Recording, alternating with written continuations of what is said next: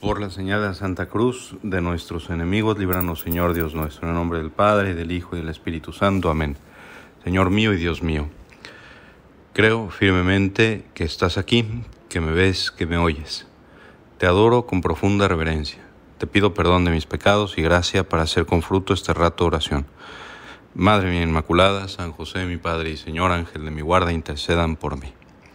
Pues hoy, 9 de noviembre, celebramos en toda la Iglesia la dedicación de la Basílica de San Juan de Letrán, cuyo nombre original es Basílica del Santísimo Salvador, y como ya te estarás imaginando, recordamos que es la catedral del Papa y la primera entre todas las iglesias de Occidente, construida en el siglo IV, a principios del siglo IV, en el año 320, por el emperador Constantino, para que allí fuera eso, la catedral, ¿no? El lugar desde donde el Papa oficialmente enseñara. Ahí está la cátedra, la silla, desde donde se imparte la cátedra, la enseñanza oficial del Papa, y por lo tanto es una iglesia no solamente de valor artístico, que lo tiene y mucho, de valor histórico también fundamental para la historia de la iglesia, sino también el valor simbólico que tiene como sede del Papa, como obispo de Roma y como sucesor de Pedro. Por eso ahorita ya le estamos pidiendo a nuestro Señor por el Papa, concretamente por el Papa Francisco, para que sea siempre signo de unidad de todos los católicos, para que nos enseñe la doctrina de Cristo. Y también, de acuerdo a las lecturas, me parecía oportuno que meditáramos sobre el templo de Dios. En el Evangelio recordamos aquella lectura donde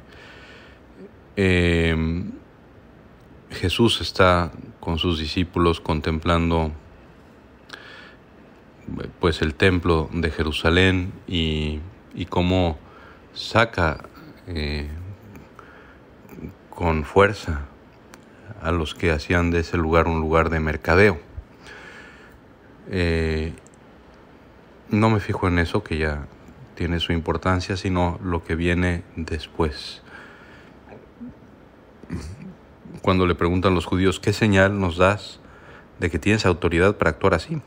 ¿No? Ellos se referían a actuar pues con violencia, sacando a aquellos que hacían del templo un lugar de mercadeo. Y Jesús le responde: destruyan este templo y en 3 días lo reconstruiré, ¿no? Y ya sabemos la historia. Los judíos replicaron que había tardado 46 años en la construcción de ese templo y cómo él los iba a levantar en 3 días.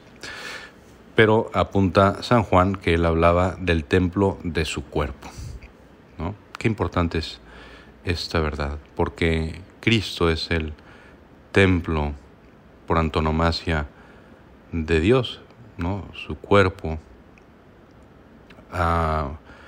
es el cuerpo de Dios, tomado en el seno virginal de María Santísima, y por lo tanto es verdadero Dios y verdadero hombre, y por lo tanto templo de Dios entre los hombres, Cristo mismo.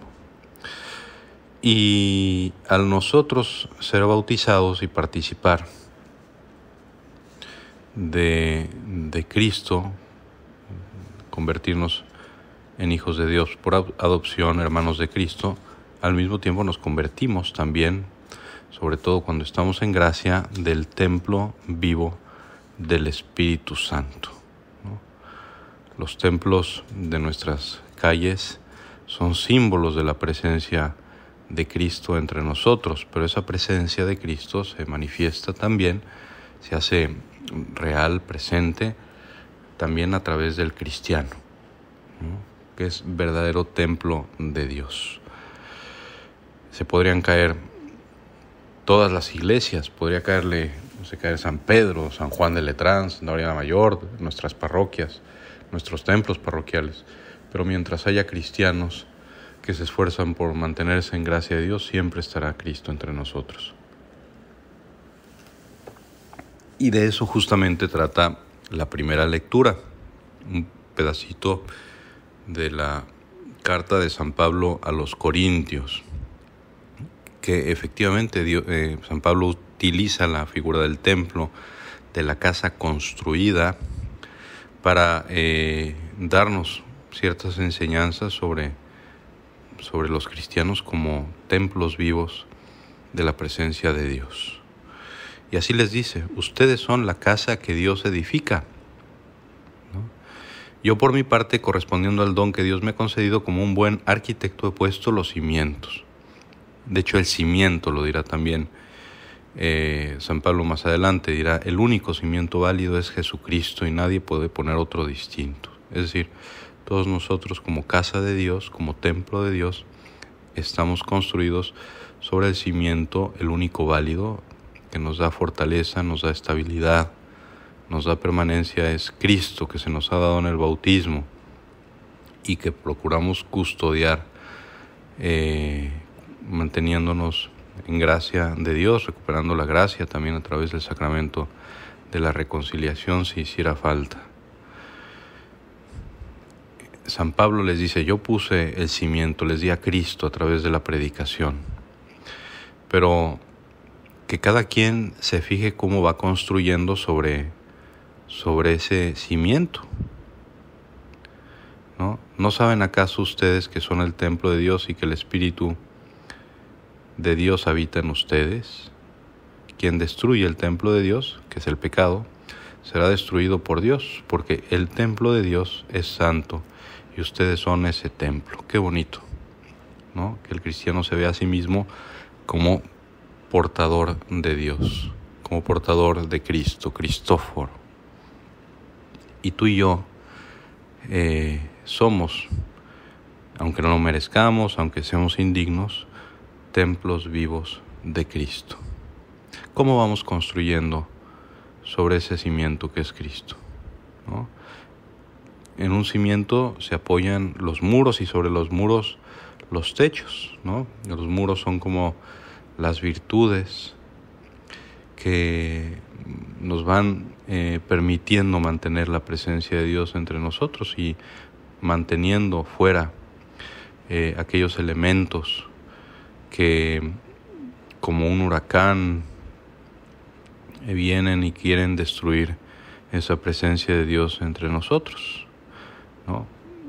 Siempre Cristo será nuestro cimiento, pero hay que construir con las virtudes, vivir vidas coherentes con nuestra dignidad de cristianos, no prestarnos a meter, ¿verdad?, entre nosotros el pecado, el vicio, sino todo lo contrario, que con la fuerza de Dios mantengamos también a través de nuestras virtudes fuera las cosas del mal y dentro las cosas de Dios, que nuestro corazón lata solamente para Dios y de Él salgan solamente cosas buenas que nos edifiquen a nosotros mismos y que sean de ayuda para la edificación de otros templos de Dios, de otros hermanos nuestros que también necesitan eso, mantener la presencia de Dios en ellos, que también son casa de Dios, templo